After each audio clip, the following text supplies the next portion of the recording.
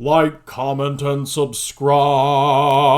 What is up, my fellow nerdlings? I just got back from a grand tournament, and I'm going to talk about it in this video. So, this particular grand tournament is the only yearly grand tournament we host up here in Alaska. At least it's the only one that we've had regularly. I mean, we've had like a random grand tournament here or there over the past 5 years, but really nothing compares. The tournament is called Battle Zone Ursa, and this is the shirt I bought there about 4 years ago that I still had lying around. And this particular tournament is important for me for two major reasons. The first is that this is my last time I'm going to be able to attend the event, as in the future I am moving to the East Coast in about a month. So the timing on it just wound up perfect where I could go attend this before I left the state.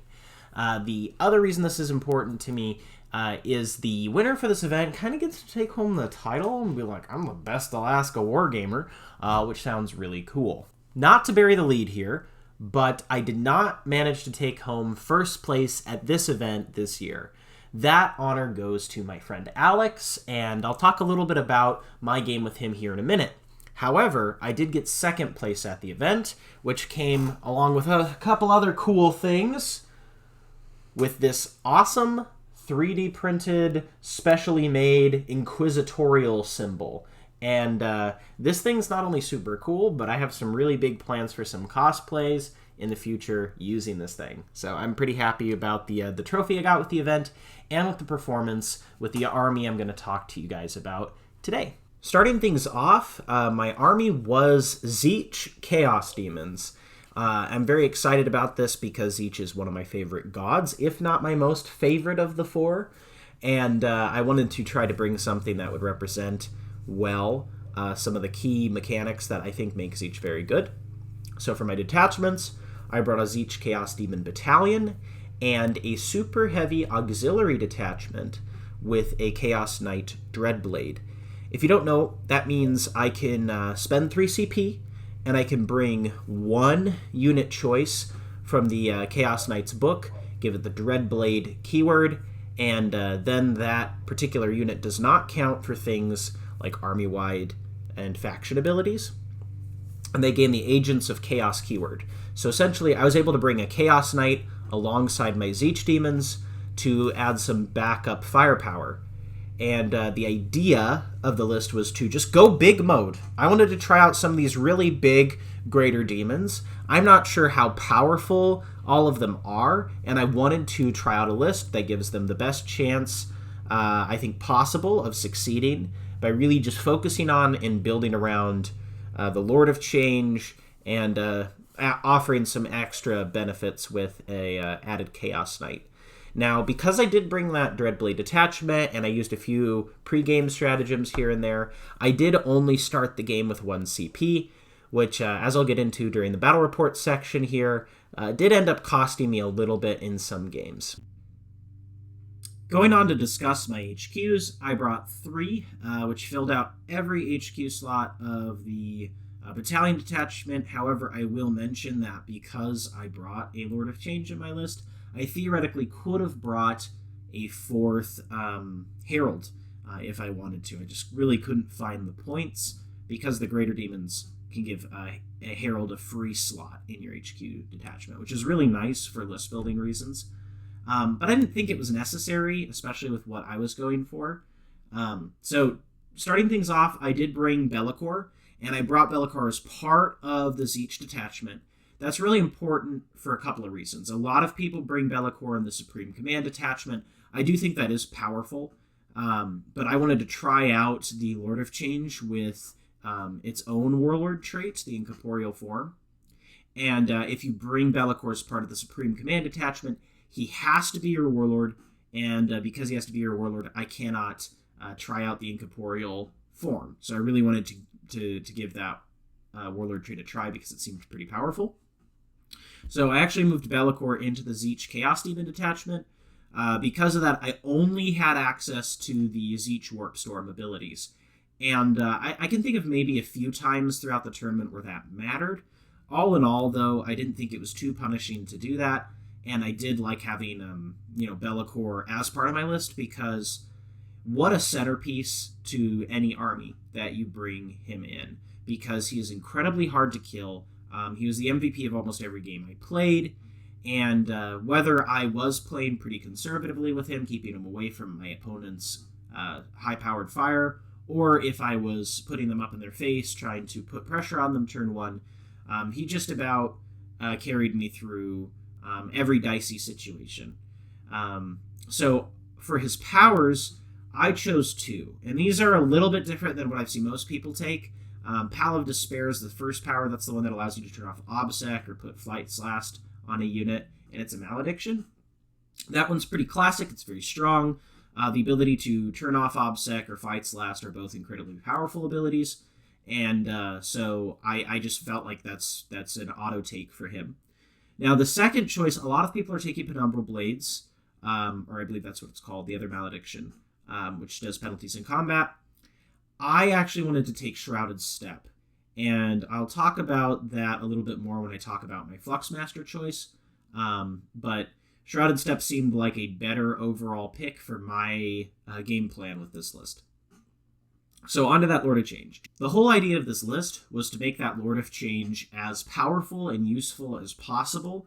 I think to that point, overall, it did work, but it was pretty high investment, because not only did I take a Lord of Change, I also spent some extra points on that Master Mutator Exalted trait. I took the Incorporeal Form, which is the -1 to wound with ranged attacks, and I took the Impossible Robe Relic that allows me to effectively blank one shot each phase, or one failed save each phase. And so that cost me 2 CP, which is why I was starting at 1 to bring both of those two traits. So it was a pretty expensive model. It was a big CP investment. Obviously, it's a large points investment since it's a greater demon. But what does it bring me? Well, it brings me a couple of things. Mostly, it brings me a very large mobile threat that puts out a large volume of mortal wounds. And in order to do that, we took our mortal wound powers. We took Infernal Gateway and Bolt of Change, both of which get amped up quite significantly by that Master Mutator trait, just to make sure I'm putting out as much damage as possible during the Psychic phase. Then I took Boon of Change, and I think this was actually a really nice pick, because if there was ever a turn I could not quite get into range for that Infernal Gateway, Boon of Change was usually what I would throw out. And I found that Boon of Change was very useful in a variety of different situations throughout the game. If you don't know, that's a psychic power that's a blessing that gives you a random mutation on one of your units. The big shout out is to the +1 toughness mutation, which is obviously the one that I was hoping for. Last but not least, we had my Fluxmaster. Now, my Fluxmaster was my Psychic Ritual Interrogate dummy. That is all that my Fluxmaster did in almost every game. There was a few niche circumstances where it used Gaze of Fate. I never once found a situation where Treason of Tzeentch was useful, and I'll be honest, I wish I dropped that power and brought maybe something like the Flickering Flames instead for that +1 to wound on shooting, because that came up a few times. So all in all, Fluxmaster was mostly there just to go do my psychic actions. Now, one thing that really benefits that is, unlike in editions previous, the Fluxmaster has the infantry keyword on its profile now. And why that's super good is that means it is a target for Shrouded Step. So what you could do, and what I've done a couple of times, is I would move the Fluxmaster up the table, have it throw out a psychic action to get me some victory points, and then Be'lakor would use the Shrouded Step on the Fluxmaster in order to effectively teleport it back to safety. So you could send out your Fluxmaster, have it warp, ritual, or interrogate, and then jump it back to safety. And that felt like a pretty powerful combo in terms of just being able to keep my character safe as long as possible, since he was so important, and I really did not want to lose my Lord of Change's Psychic phase in order to do my secondaries. Robot time, robot time, robot time, robot time. Well, today we have a Dreadblade, a big robot, and this is definitely something that I brought to a tournament. I brought a Chaos Knight Iconoclast Household Bold Tyrant. That meant that my Chaos Knight, if it was in 18 inches of my opponent, got +1 AP on its weapons, which was pretty nice and actually came up in a few situations. And I took that over the usual pick, which is Worthy Offerings, which is a +1 to hit, because the bonus effect of Worthy Offerings, which has to do with your favor of the Dark Gods, doesn't actually really matter so much for what my particular favor is. My flavor of the Dark God was the Warpborn Stalker. This is the one where your knight can deep strike. And yes, I brought a big knight. I did not bring a bunch of little ones. One big boy. And him being able to deep strike, in my mind, was going to almost always be better than Blessing of the Dark Master. Now, one thing I will mention, and I'll go over this in the breakdown at the end, but the main reason that I went Warpborn Stalker is because I did not have one more CP. If I had one more CP and I could have, put a big knight into strategic reserves, because I believe that's a 2 CP strat to do that, then I would have gone Blessings of the Dark Master because it makes your knight a lot tankier. That's the one where you can't get rerolls, and if they're worthy, then they can't hit you unless it's a 4 or higher. But in this particular instance, no, did not have the CP to do that, and I had to have a way to keep my Chaos Knight safe, because otherwise, a lot of the time, a big knight like that does just die in one shooting phase, and, that's a lot of points to go down if I just put it in my deployment line and played against some of the Tau players that were at the event, or even any of my first 3-round opponents who all had pretty effective shooting at ranged, or at least threats that they could put in my face. So, Warpborn Stalker to deep strike to keep that knight safe. And what is this knight? Surely I am not spending 550 points on it. Well, unfortunately I did. And part of that was just kind of as a meme. I wanted to see how much shooting, how much DACA one Chaos Knight could put out. So I purchased literally every shooting upgrade that I could on the back of a Knight Despoiler. And so what I gave it is I gave it a Thermal Cannon, a Despoiler Battle Cannon, which is the Rapid Fire Battle Cannon equivalent, a Heavy Stubber, a Melt-A-Gun, and then the Ruin Spear Rocket Pod, which is like a 40-point upgrade or something like that, just for 3 dinky Strength 8 D6 damage shots. So was it worth 550 points right off the bat without even going to the tournament breakdown? Absolutely not. Definitely a meme. I had intended initially to bring a Magirna, one of the Forge World Knights, which recently were just given the correct keywords to be able to be an effective Dreadblade, as per an update, I believe, a few weeks ago.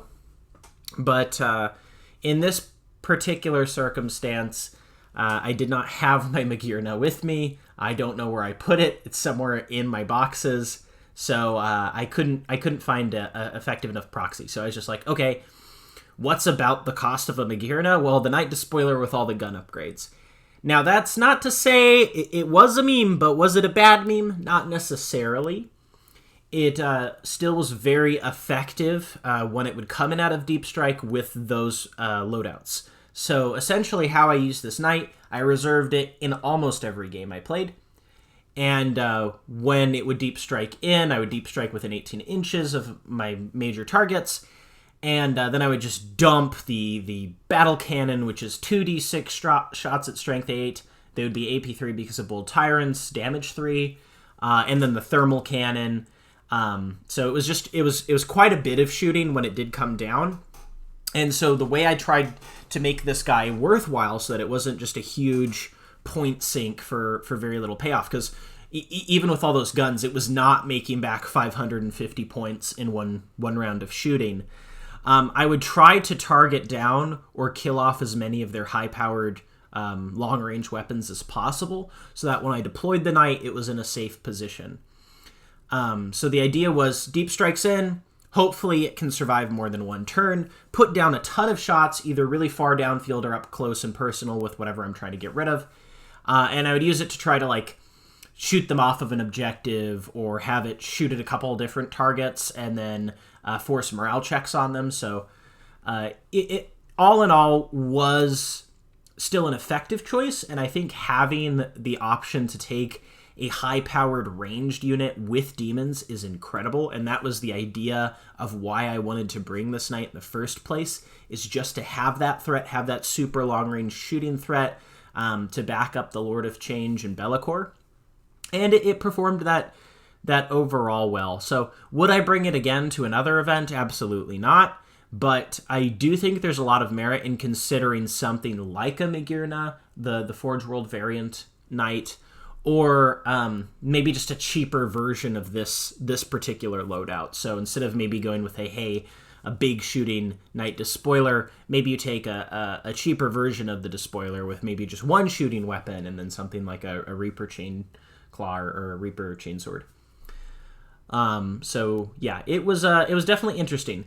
I will say that there was a cool couple of tricks you could pull with this, and the big thing that I liked about it was, yes, it might die in one turn of shooting against a lot of my opponents, and it did, but it does have a 1 CP strat because it is a undivided knight to stand up on the result of a 4+ at the end of a phase with 3 wounds left, which situationally can be quite good. So if it dies to a gunline army, there is a 50-50 chance if you have that CP that it might not die, come back for a turn and get some more shots out. So that actually didn't happen any of the 3 times I used the strat at the event, but it still was an option, and it was an option that my opponents would have to think about, is that my knight can stand up at the end of the phase.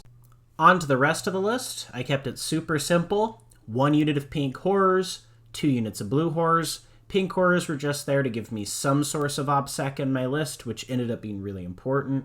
In my elite slot, I had an Exalted Flamer and then 3 units of 3 regular Flamers.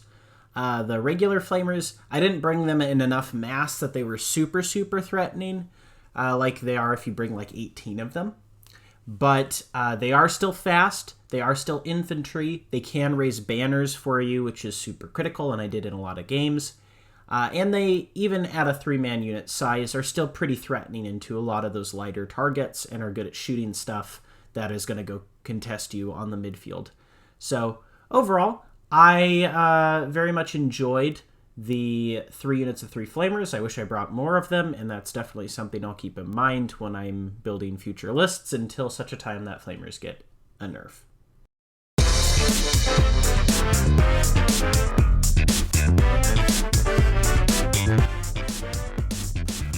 Are you tired of failing your saves? Are you sick of your Lord of Change taking 6 damage from a las cannon and then you can't do anything about it? And now you're bracketed so you don't get +1 to cast? Are you sick of that? Well, for just 1 low payment of 1 CP, you can give your Lord of Change the impossible robe, so that your Lord of Change doesn't end up like this with your arm falling off on the ground and the middle section breaking, and then it's just garbage everywhere. Use my code Wallace40K at checkout with Tzeentch, and you get 10%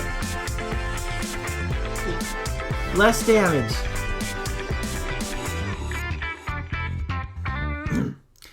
Well, on to my first game. So my very first game was on Recover the Relics, which is a 6-objective mission. This is its deployment style. So you can see it's kind of a classic hammer and anvil. And the big thing about this mission is it's actually a kill points mission. So anytime you kill an enemy unit, you score 1 victory point. It caps out at 3 per turn. But my first round opponent had quite a few more units than I did, which ended up being hugely beneficial for me on the primary.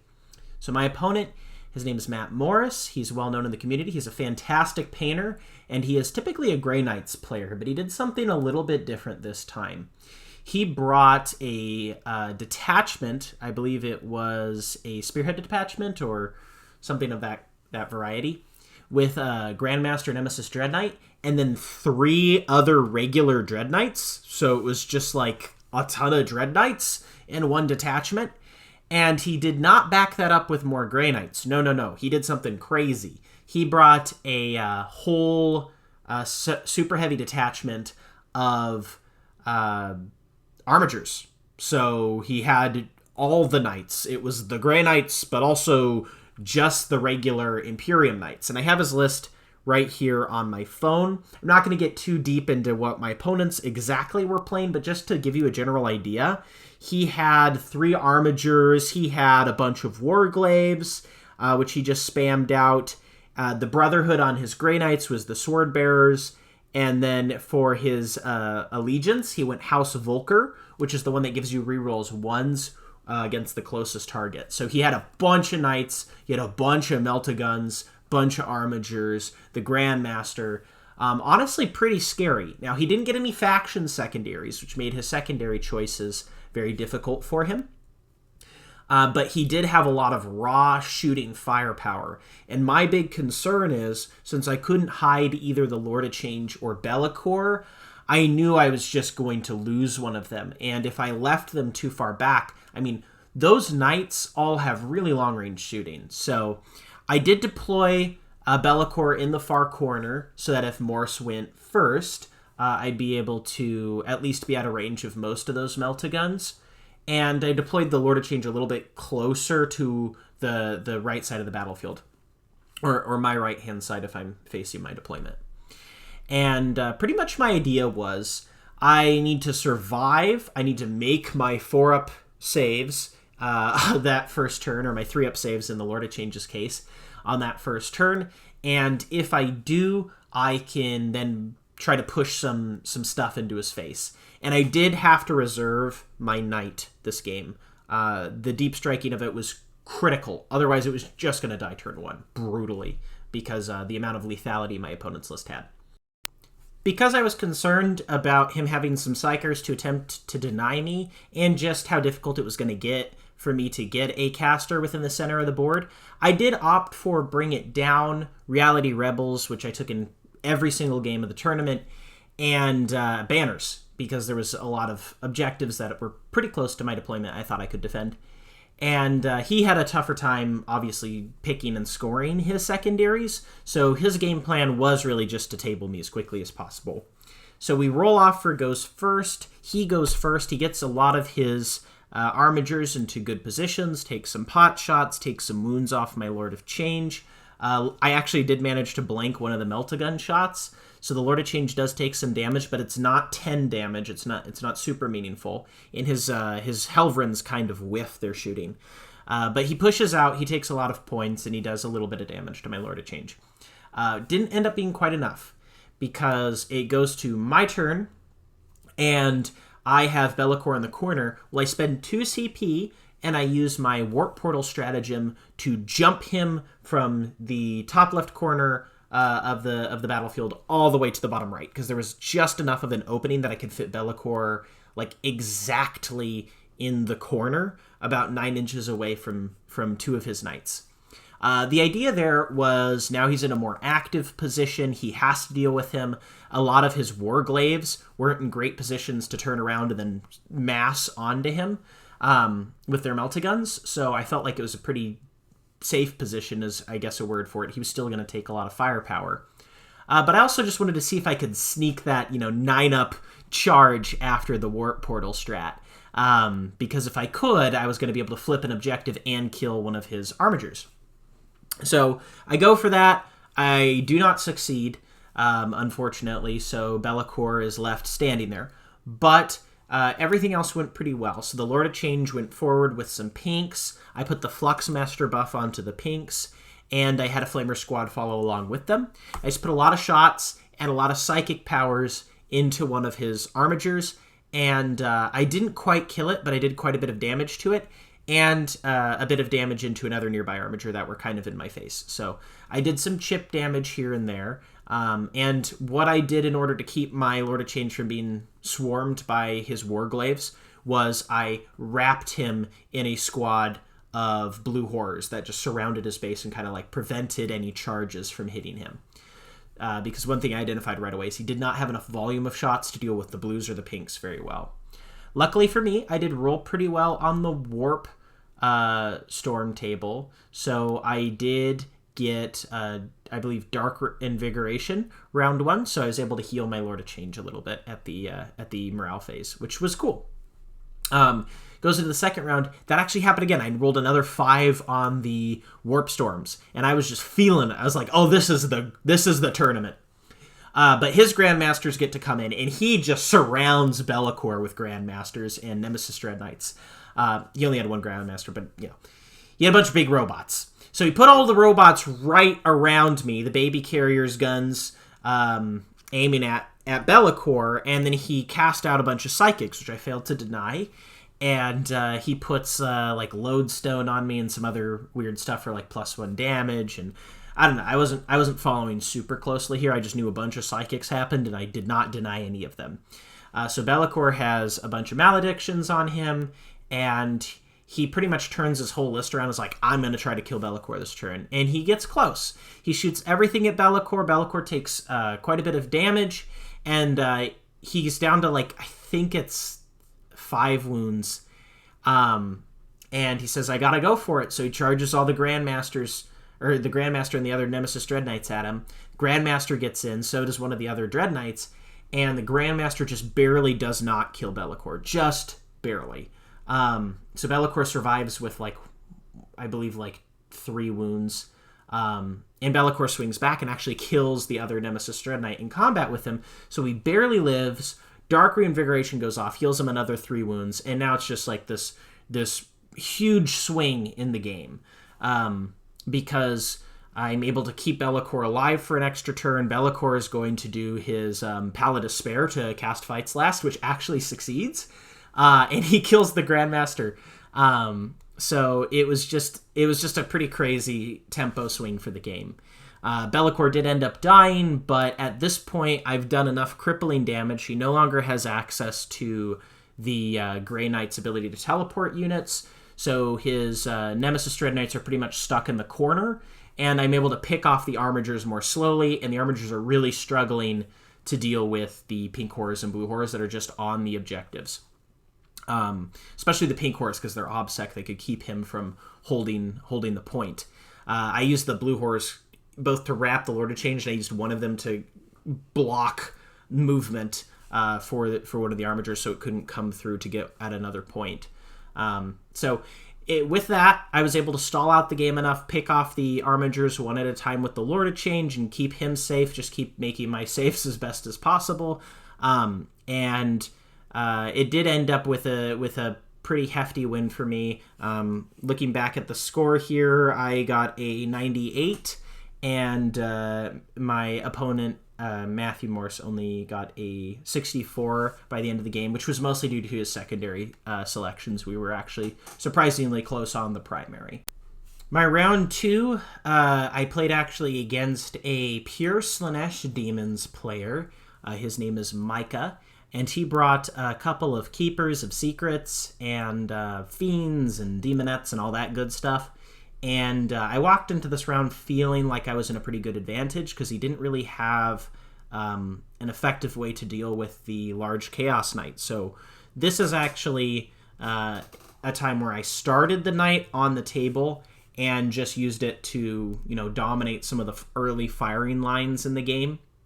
One important takeaway from this game was always make sure to discuss terrain with your opponent before you start playing. I didn't, because Mike and I have played plenty of times, but we did end up having a dispute. We called the judge. It was not like anything unfriendly between us, but just about a certain piece of terrain, and whether or not there was a portion on the terrain that physically blocked the movement on models or not. I was under the assumption that it did, and apparently that's not how they've played it in the past at these events. So the TO informed me of that. And unfortunately, I had played my turn around moving a blue horror unit to block one of his soul grinders from moving through that particular area. And literally, if I knew that piece on the terrain Did not block movement.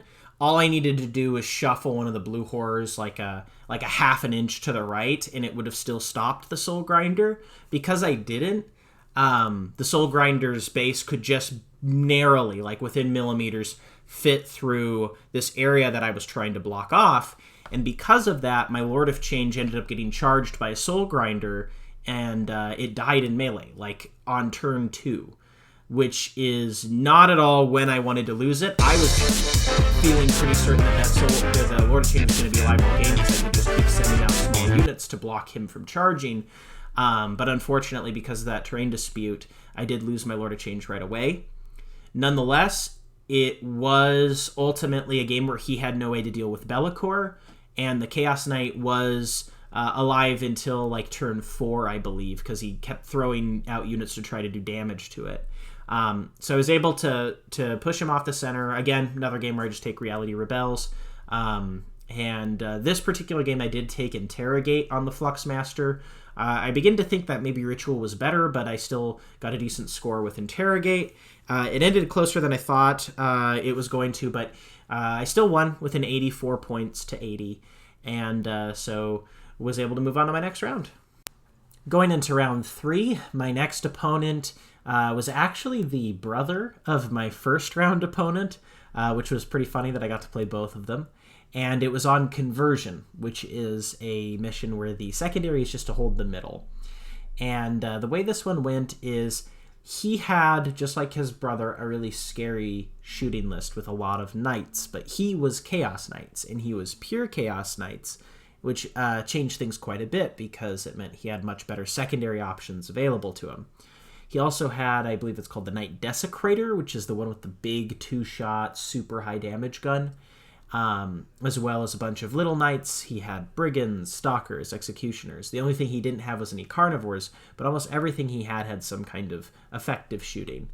So it was a pretty scary list, and I knew going into it this was going to be a matchup where I pretty much just had to hope that at minimum I was rolling well on my saves. Like at minimum, I had to at least be doing statistical and blocking off a lot of shots that were coming in, because otherwise I would lose my Lord of Change or my Be'lakor pretty quickly.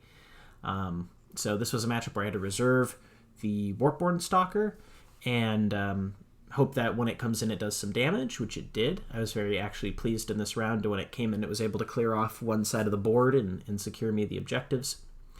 But the big thing for me was that I did manage to go first in this game. And I did try to warp portal, just like I did in game 1, Be'lakor into a position to attempt that 9-inch charge, and also just to get him in a more active position. So I teleported Be'lakor onto the rightmost objective in No Man's Land, and then tried to get a 9-inch charge into 2 of his Stalkers. My hope was to do that and then maybe pick them both up. But the charge, just like in my first game, did not go as planned, and Be'lakor was out in the open against pretty much the whole Chaos Knight shooting coming into him on the following turn.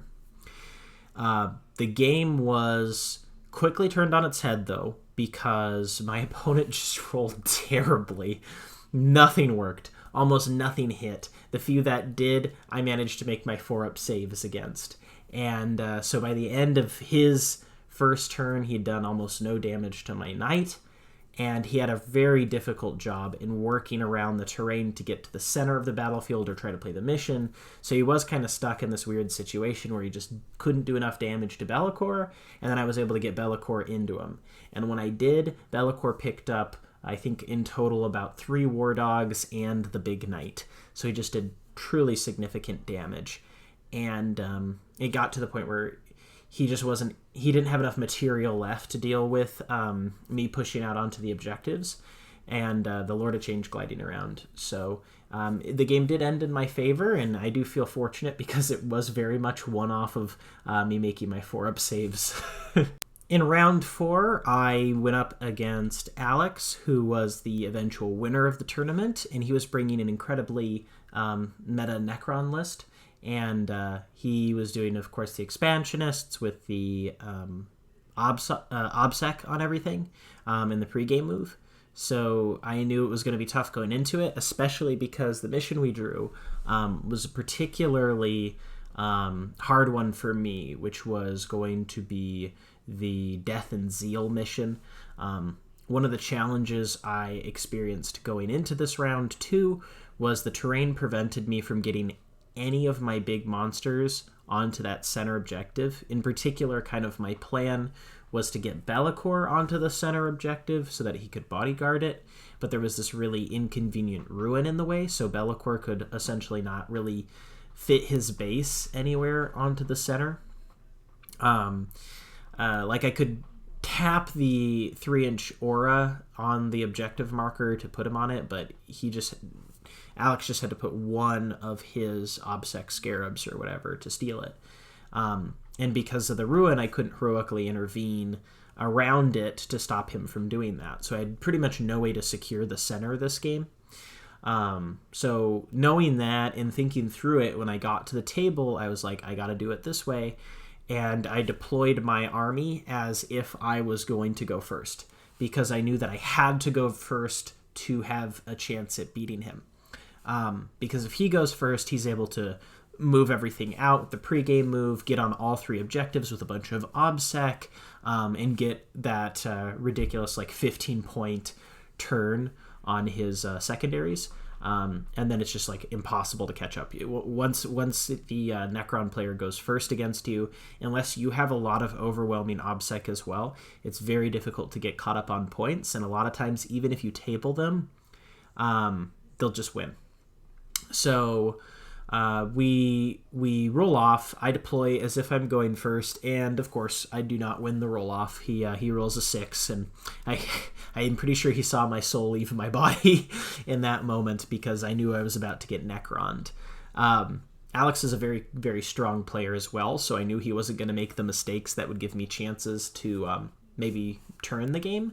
And so he played it very conservatively.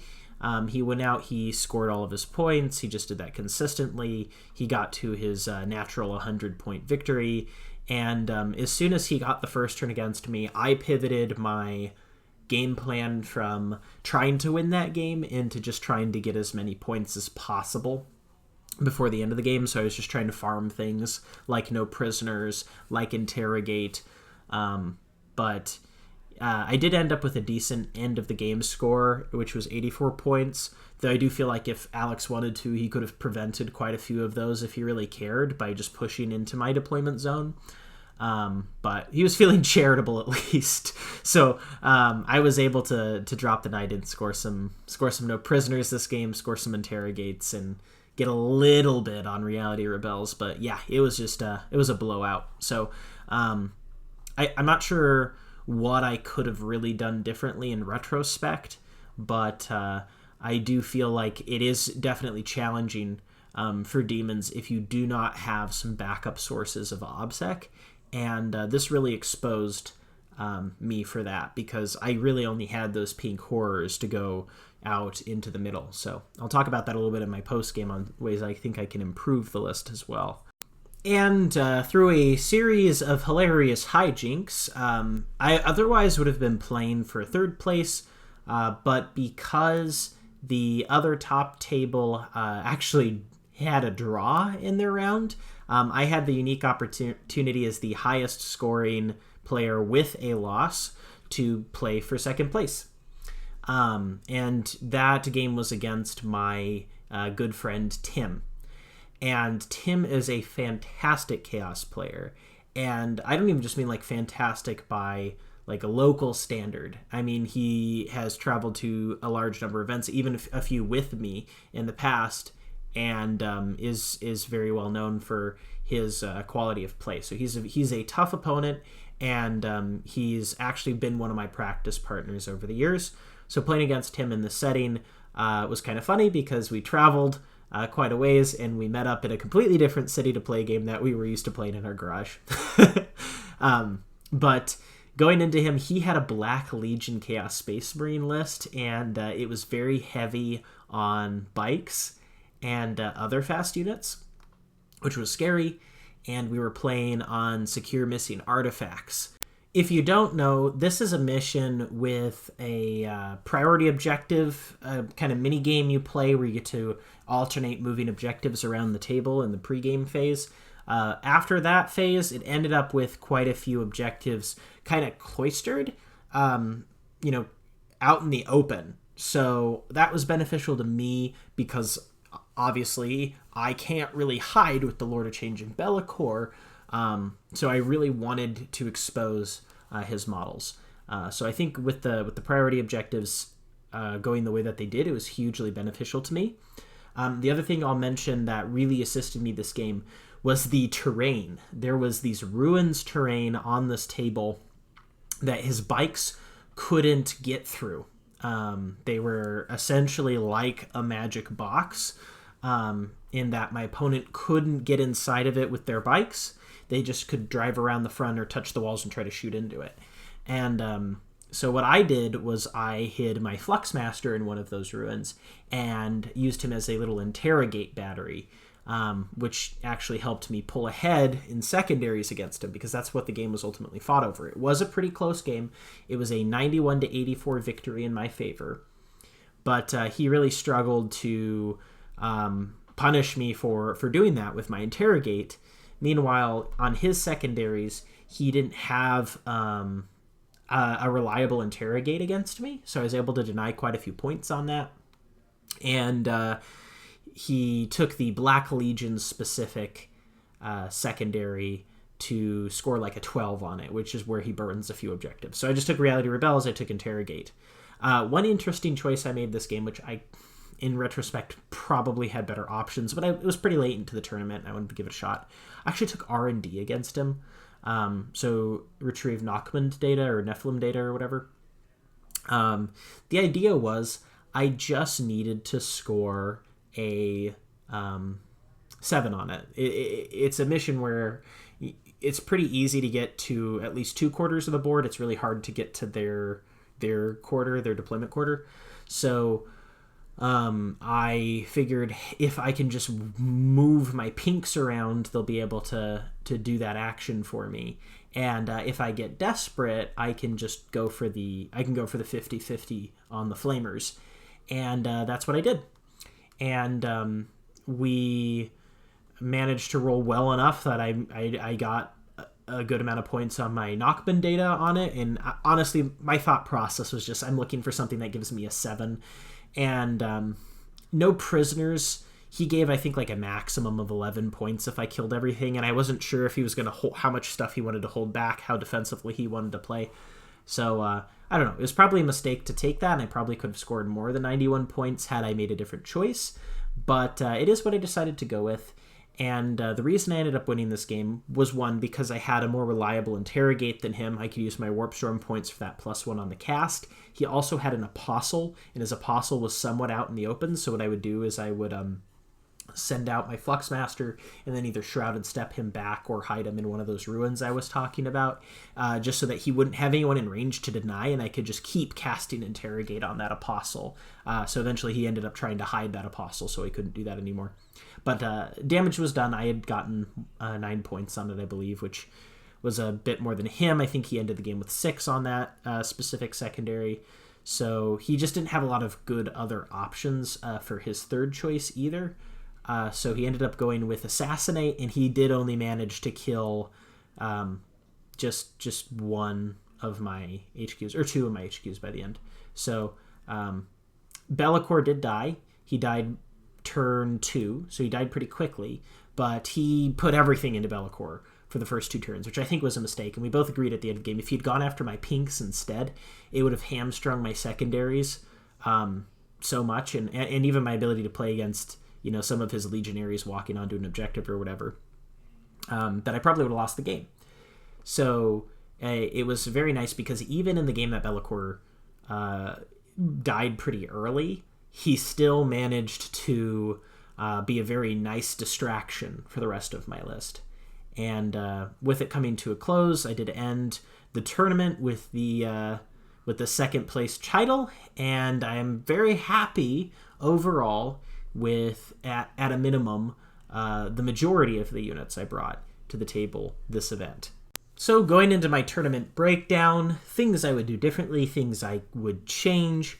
I definitely think that the Chaos Knight was very nice in addition to the other demon units. However, obviously too expensive. I shouldn't have spent that many points on just a gun platform, because it really is, while it is a decent gun platform, it doesn't justify the price tag. So what I think I'll do in the future is, unless I do something pretty wild like take a Magirna, I'll probably take like a Knight Despoiler, but leave it with one melee weapon and don't buy any of the extra upgrades like the Ruinstorm Rocket Pod. Just give it like a rapid fire battle cannon and call it good. My main thinking there is just that it will still provide you with more of a shooting threat, but with those added points that you'll save, you can max out those Flamer squads, and that's absolutely what you should do with Tzeentch. I mean, I'm talking like 18 Flamers every game if you're playing Tzeentch. Even if you're not, and you're just playing, undivided demons, that's even still a good idea, because holy cow are they good. And they're a lot more flexible if you bring them in 6, ironically, because like I mentioned with my last game, they make things like R&D just more of a takeable objective, where you can have your Flamers do it as a backup if you don't have another reliable source. So if I did still keep the Knight on my list, I'd probably want to bring more Flamers, keep the Knight cheaper. Alternatively, I've thought about doing a build where I maybe drop the big Knight altogether and I take something like 3 Brigands. That also seems pretty good. So that's something I have kind of in the back of my brain for future events. I think my largest change, my largest takeaway, is I actually do not think that the Lord of Change is necessarily worth it in this particular build, because in order to give it that incorporeal form, I'm sacrificing not just that 1 CP, but also Be'lakor providing me with access to all those other Warpstorm tables. And there were times when that would have been better than what I had access to with just the 1 table. So I'm thinking about in a future event, instead of that Lord of Change, I'll take something like a Kairos in order to, have a still threatening Psychic Chicken, but one that has other forms of utility and doesn't require my Warlord trait, or at least doesn't want my Warlord trait. So I'm thinking about that, downgrading both the Knight and the Lord of Change, changing them into the Kairos and a cheaper version of the Despoiler, and then filling out my Flamers. There's also an argument, I think, to just drop Be'lakor altogether, but I do think after having played with him at this event, the 420 point price tag is very fair for what he gives you. He really does quite a bit, and there are so many armies in the game that are going to struggle with Be'lakor. My only last little bit of commentary is I would like to have at least one other pink horror squad, so maybe merging my 2 blue horror squads together and finding some points somewhere to take another pink squad. And either finding a way to swap everything over to a patrol with a Supreme Command, which obviously will put a restriction on how many Flamers I could bring, or finding the points to bring maybe 2 pink squads and some blue horrors. That's all just like ideas I'm throwing around, but you do want at least 2 sources of OBSEC, because I found a lot of times where it's like I can't have the pink horrors on both sides of the table, and because I can't, I'm unable to hold an objective. So it's just tough, and especially with a lot of the OBSEC armies out there right now, you definitely need another source. So if you're playing mono Tzeentch demons, you'll definitely want those 2 pink horror squads. If you're not, and you're just playing demons in general, having something like demonettes or bloodletters that can run out there and flip objectives for you is crazy huge, and definitely something that you would want and is worth the points investment, even if it does make your offensive power a little bit weaker.